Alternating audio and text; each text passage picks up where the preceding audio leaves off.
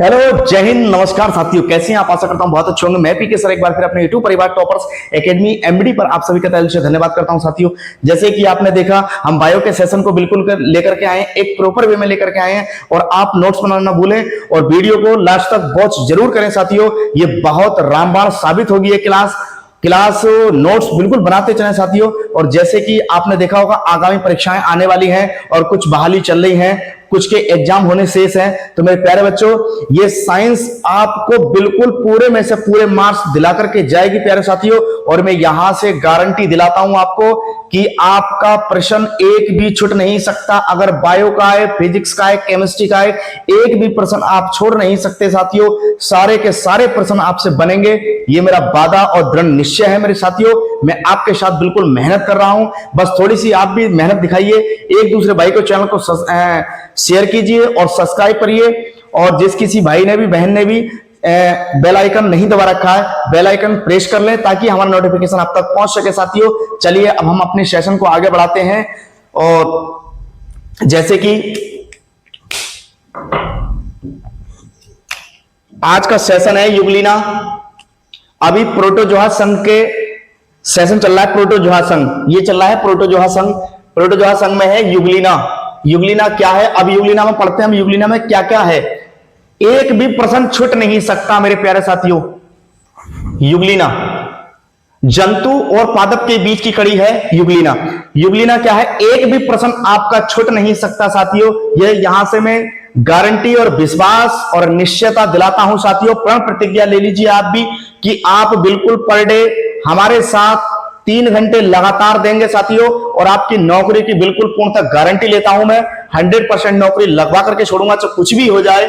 तो युगलिना की बात करें तो युगलिना को जंतु और पादप के बीच की कड़ी कहा जाता है। युगलिना को जंतु और पादप के बीच की कड़ी कहा जाता है। और इसमें क्लोरोफिल उपस्थित होता है। इसमें क्लोरोफिल उपस्थित होता है।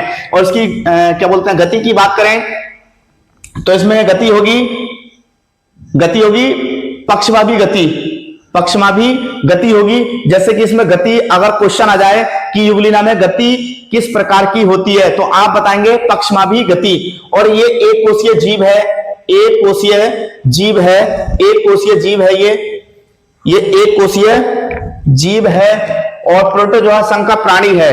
एक कोषीय जीव है और प्रोटोजोआ संघ का प्राणी है। इसमें प्रोटोजोआ संघ के प्राणी जितने भी हैं सब इसमें आते हैं। जंतु और पादप के बीच की कड़ी कौन है? आपसे पूछे कि जंतु और पादप के बीच की कड़ी कौन है, तो आप बताएंगे युगलिना। जंतु और पादप के बीच की कड़ी युगलिना। और इसमें क्लोरोफिल उपस्थित होता है, यानी कि क्लोरोफिल इसमें होता है। और ये एक कोषीय जीव है एवं संघ प्रोटोजोआ संघ का प्राणी है। ये प्रोटोजोआ संघ का प्राणी है। और उसकी गति की बात करें तो गति होगी पक्षमाभी गति। और जो चलन अंग है इसका फ्लैजिला, इसका जो चलने वाला अंग है वह फ्लैजिला है। युगलिना भी चल सकता है, किसके कारण?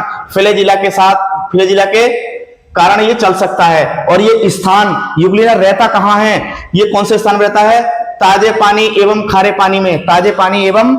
पानी में ये रहता है साथियों। चलिए नेक्स्ट, पैरामीशियम की बात करें। यह चप्पल के आकार का होता है। पैरामीशियम कैसा होता है? यह चप्पल के आकार का होता है। जैसे चप्पल होता है, ये इसके चप्पल के आकार का होता है। और ये भी देखेंगे कि कितने mm तक, ये कितनी लंबाई इसकी होती है। और इसमें गमन होता है सीलिया पिंडों द्वारा। और ये एक कोषीय प्रोटोजोआ है। ये भी एक कोषीय प्रोटोजोआ है। और इसे गमन की बात करें तो गमन होगा सीलिया पिंडों के द्वारा। इसमें गमन होता है, इसको कूटपात कहते हैं। किसके द्वारा? सीलिया पिंडों के द्वारा इसमें गमन होता है। और ये एक कोषीय प्रोटोजोआ जीव है। ये भी एक कोषीय प्रोटोजोआ जीव है, ये प्राणी है। और ये स्थान की बात करें पैरामीशियम की तो ये कहां देखा जाता है सबसे ज्यादा? ये भी मीठे पानी में देखा जाता है। मीठा पानी, समुद्र का खारा पानी या खारे पानी, ये समुद्र में या मीठे पानी में या खारे पानी में ये देखे जाते हैं। कौन? पैरामीशियम मीठे पानी, समुद्र पानी, खारे पानी में देखा जाता है। और पैरामीशियम की खोज की बात करें कि पैरामीशियम को खोजा किसने, तो एंटोनी वन हैक्ले ने। एंटोनी ओलनी वन हाकले ने और कितने में खो जाता? 1687 में। कभी कभी प्यारे साथियों देखो, ये कंपनी वाले बहुत एडवांस होते हैं, एग्जाम वाले बहुत एडवांस होते हैं, कभी कभी सन भी पूछ लेते हैं। ऐसे ही पूछ लेंगे कि पैरामीशियम की खोज किसने की, तो आपको लगाना है एंटोनी ओलनी वन हाकले ने 1687, कितने में? 1687 में इसको खोजा। और इसमें केंद्रक का काम जो करते हैं, दो टाइप से केंद्रक का काम होता है। टू टाइप इज द केंद्रक। इसमें केंद्रक टू टाइप से होता है। कैसे? एक तो बड़ा होता है जिसको बोलते हैं मैक्रोन्यूक्लियस, मैक्रोन्यूक्लियस, और एक होता है छोटा जिसको ए से रिप्रेजेंट करते हैं नाभिक। ठीक है, अब इसमें इसकी जो मात्रा होती है, इसकी मात्रा जीन में पूरी होती है। ये किस में पूरा होता है साथियों? ये केंद्रक जो है ये किस में पूरा होता है? यह होता है जीन में, अपनी जीन में ये मात्रा पूरी कर लेता है। यदि पैरामीशियम की लंबाई की बात करें तो पैरामीशियम की लंबाई है 0.05 से लेकर के 0.32 mm तक होती है। 32 mm तक होती है। कितने? 0.05 से लेकर के 0.32 mm तक होती है। और इंच की बात करें तो इंच में 0.002 से 0.013 इंच तक होती है। तो इसकी लंबाई की हमें पता लग गई। और कुछ प्रोटोजोआ के हैं, जो प्रोटोजोआ के कुछ अन्य नाम हैं और अन्य रोग हैं जिससे कि प्रोटोजोआ के कारण रोग हो जाते हैं। अन्य रोग भी हैं। कौन कौन से? एक तो है कालाजार, कालाजार को लेशमानिया, कालाजार लेशमानिया। लेशमानिया किस कारण होती है? बालूमक्खी, बालूमक्खी को सैंड फ्लाई के द्वारा माना जाता है। कालाजार किससे फैलता है? लेशमानिया से। कालाजार जो रोग हो जाता है वो किससे फैलता है? लेशमानिया से। और लेशमानिया को बालूमक्खी या सैंड फ्लाई भी कहते हैं। और ये स्लीपिंग सिकनेस, एक स्लीपिंग सिकनेस मींस सोने की बीमारी, जिसको स्लीपिंग सिकनेस बोलते हैं। स्लीपिंग सिकनेस किसके कारण होता है? ये ट्रेपोनोसोमा, ट्रेपोनोसोमा किसके कारण होता है? यह सीसी मक्खी द्वारा। एक सीसी मक्खी होती है, हमें काट लेगी तो हमें स्लीपिंग सिकनेस यानी कि सोने की हमें एक बीमारी टाइप की हो जाएगी। सोने की बीमारी हमें हो जाएगी स्लीपिंग सिकनेस ट्रेपोनोसोमा के द्वारा। अगर एक क्वेश्चन की बात करें, क्रोनोमीटर, क्रोनोमीटर क्या बताता है? एक क्वेश्चन आया था, किसी भाई ने पूछा था हमसे, क्रोनोमीटर बताइए क्रोनोमीटर क्या है? तो क्रोनोमीटर सटीक समय मापने वाले उपकरण का बिल्कुल उपकरण है, जो सटीक समय नापता है उसका उपकरण है। और ये देशांतर भी निर्धारित करता है। कौन? क्रोनोमीटर। क्रोनोमीटर देशांतर भी निर्धारित करता है और सटीक समय मापने की हमें बिल्कुल उपकरण देता है ये। चलिए पोरीफेरा की बात करें, ये सब प्रोटोजोआ संघ के प्राणी है। पोरीफेरा, पोरीफेरा में क्या क्या है? पोरीफेरा एक छिद्रयुक्त शरीर है। पोरीफेरा की बात करें तो इसमें नाम वैसे आ गया पोरीफेरा। पोरीफेरा में छिद्रयुक्त शरीर होगा इसका। छिद्रयुक्त क्या होगा? शरीर होगा इसका, छिद्रयुक्त शरीर होगा। और श्रम विभाजन वाले प्रथम जीव है, जिसमें श्रम विभाजन होता है, ये प्रथम जीव माने गए हैं। क्वेश्चन में आपसे आ जाए कि श्रम विभाजन वाले जीव कौन कौन से हैं, तो आपको ऑप्शन मिलेगा पोरीफेरा, सिलेंटेटा और फिर पैरामीशियम और युगलिना। तो इस टाइप में आपको जब पता है कि श्रम विभाजन किसमें होता है, तो श्रम विभाजन होता है किसमें? पोरीफेरा में। श्रम विभाजन होता है पोरीफेरा में। बिल्कुल ठीक है। चलिए नेक्स्ट चलते हैं। नौल तंत्र पाया जाता है, इसके अंदर नौल तंत्र पाया जाता है। जैसे कि आपने देखा एक ये समुद्री, ये सब समुद्री शैवाल टाइप के होते हैं, इसमें नौल तंत्र भी पाया जाता है। और जो कंटिकाएं जो बनी होती हैं वो कैल्शियम कार्बोनेट की होती हैं। नौल तंत्र आपने देखा होगा, कभी आप समुद्र के तालाब के किनारे गए होंगे, एक शंख टाइप का हमें मिलता है, वो इस टाइप से हमें देखने को मिलता है। उसकी जो कवच होती है, बनी हुई कवच होती है, कैल्शियम कार्बोनेट की बनी होती है। और ये पाया कहां जाता है? ये पाया जाता है ल्यूकोसिलिया, ल्यूकोसिलिया स्पंज साइकन, ये यहां पाया जाता है। इसमें पोरीफेरा में जो पाए जाते हैं वो ल्यूकोसिलिनिया स्पंज साइकस। स्पंज की बात करें तो स्पंज एक क्या बोलते हैं, वैसा प्राणी है ये, जैसे कि आपने देखा होगा छिद्रयुक्त और थोड़ा सा डॉपर टाइप का ये एक प्राणी है। ठीक है। यूप्लेक्टिला, यूप्लेक्टिला को क्या कहते हैं? इसको सुंदरता की देवी, यूप्लेक्टिला को सुंदरता की देवी या वीनस के फूलों की डलिया भी कहा जाता है। ये एक सुंदरता की देवी, जैसे फूल खिलते हैं तो फूल खिलते हैं तो अच्छा लगता है, एक सुंदरता की देवी टाइप की हो जाती है। और वीनस के फूलों की डलिया के नाम से भी इसको जाना जाता है। और मेरे प्यारे साथियों, इसको नोट्स में कन्वर्ट करें, ये बिल्कुल 100% ये कारगर और रामबाण साबित होगी। यदि एक बार तीर चढ़ गया तो वापस नहीं होगा, वो सीधा परीक्षा में जाकर के ही अपना ब्रह्मास्त्र तरीके से दिखाएगा साथियों, प्रहार करेगा परीक्षा पर, आप पर नहीं परीक्षा पर प्रहार करेगा। कभी आप सोच रहे हैं कि हम पर प्रहार करेगा, गुरुजी कह रहे हैं कि बोले हम पर प्रहार करेगा, नहीं, ये परीक्षा में प्रहार करेगा और ये प्रहार करवाएंगे आप इससे। आपको डायरेक्शन देनी है कि आपको तीर चढ़ा करके किधर छोड़ना है, परीक्षा में छोड़ना है या आप घर ही छोड़ देंगे। तो मेरे प्यारे साथियों, मैं आशा करूंगा कि आप अच्छे जबरदस्त तरीके से तैयारी करें और आस पड़ोस में हल्ला मचाने से अच्छा है कि आप चुप और शांत तरीके से तैयारी करेंगे तो अच्छा बेहतर होगा, क्योंकि गरजने वाले बादल कभी बरसते नहीं हैं और जब बरसते हैं तो जी तोड़ मेहनत करके बरसते हैं। तो इसलिए यदि आप गरजेंगे और चिल्लाएंगे कि हाँ मैं तैयारी कर रहा हूं सिलेक्शन लूंगा, तो असंभव काम हो जाता है, 36 जनों की टोक लग जाती है, बोला अरे ये तो बड़बड़ाने वाला बस ऐसी करता है, इसकी बस की बात नौकरी लेना है नहीं। तो शांत तरीके से शांत स्वभाव में आप बिल्कुल पूर्णतः तैयारी करें और एक दिन सफलता आपकी शोर मचाएगी और गांव में डंडोल पिट जाएगा मेरे प्यारे साथियों। चलिए, तो इसकी खोज की बात करें, पोरी फेरा की खोज की बात करें तो रॉबर्ट ग्राउंड ने इसकी खोज की थी। रॉबर्ट ग्राउंड ने 1825 में पोरी फेरा की खोज की थी। रॉबर्ट ग्राउंड ने 1825 में सर्वप्रथम इसको खोजा था और स्पंज को जानवर सिद्ध कर दिया इन्होंने। रॉबर्ट ग्राउंड ने जो स्पंज है उसको क्या कर दिया, जानवर सिद्ध कर दिया। पहले जानवर नहीं मानते थे, एक मछली टाइप की इसको मानते थे, लेकिन उन्होंने एक जानवर साबित कर दिया साथियों। और ये फाइलम पोरीफेरा में स्पंज शामिल है। स्पंज अगर आपसे पूछे क्वेश्चन में कि स्पंज कौन से संघ में शामिल है तो आप बताएंगे पोरीफेरा संघ में शामिल है। पोरीफेरा संघ में शामिल है कौन, स्पंज।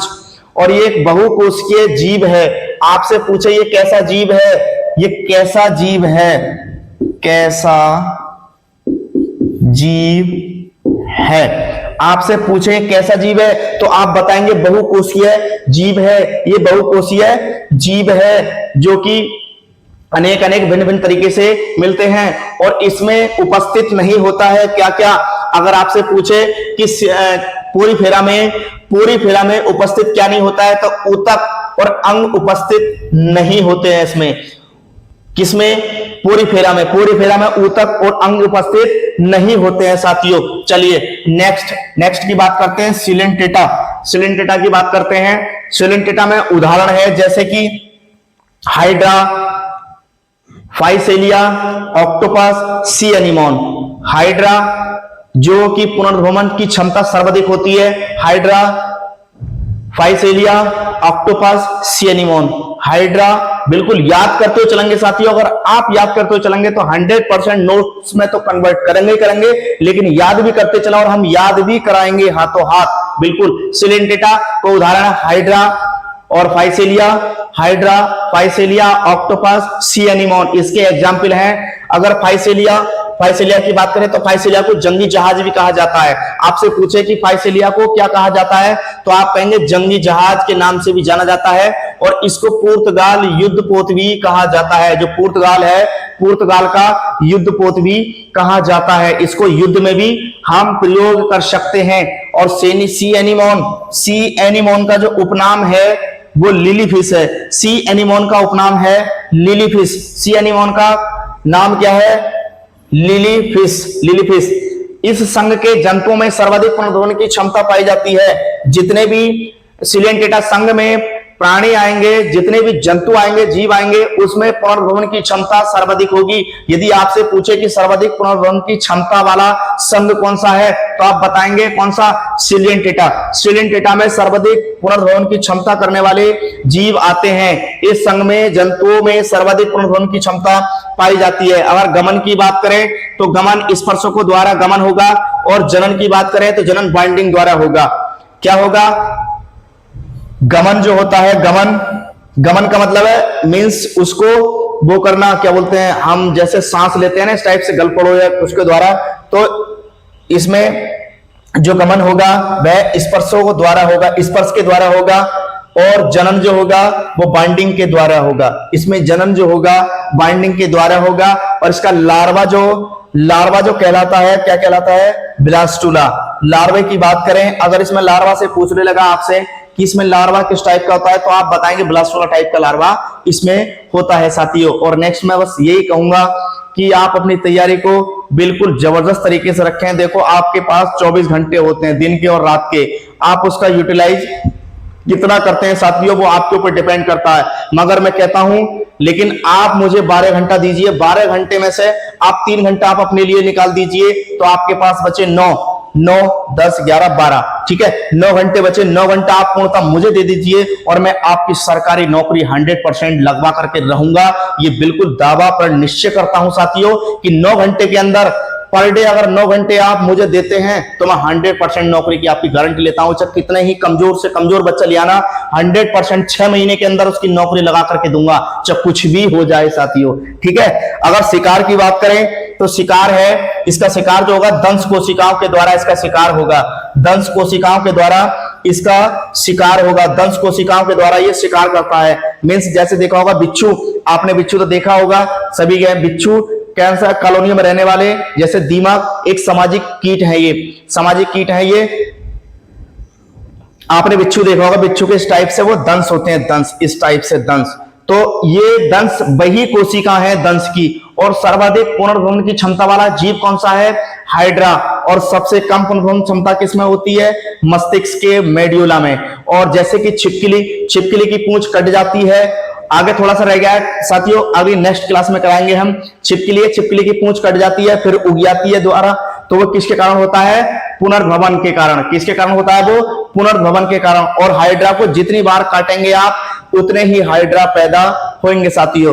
और कमेंट करके बताएं ये क्लास आपको कैसी लगी साथियों। क्लास थोड़ी लंबी नहीं कराते हैं हम, थोड़ा जल्दी कराने की कोशिश करते हैं, क्योंकि कम समय में अधिक तैयारी आप करेंगे। अगर जैसे सब पढ़ाते हैं ऐसे हम भी पढ़ाने लगे तो फिर कुछ नहीं होगा। मेरे प्यारे साथियों, कम समय में अधिक तैयारी कराने की हम बिल्कुल यहां से वादा करते हैं आपको। और आप लास्ट तक वीडियो में जरूर बने रहें और वीडियो एक दूसरे भाई को शेयर भी करें और चैनल को भी सब्सक्राइब कर लें। जिस किसी बहन भाई ने भी चैनल को सब्सक्राइब नहीं कर रखा है तो प्लीज चैनल को सब्सक्राइब कर लें। और मैं आशा करूंगा आप सब बढ़िया और स्वस्थ होंगे, जबरदस्त होंगे साथियों। और इसी के साथ लव यू ऑल, जय हिंद।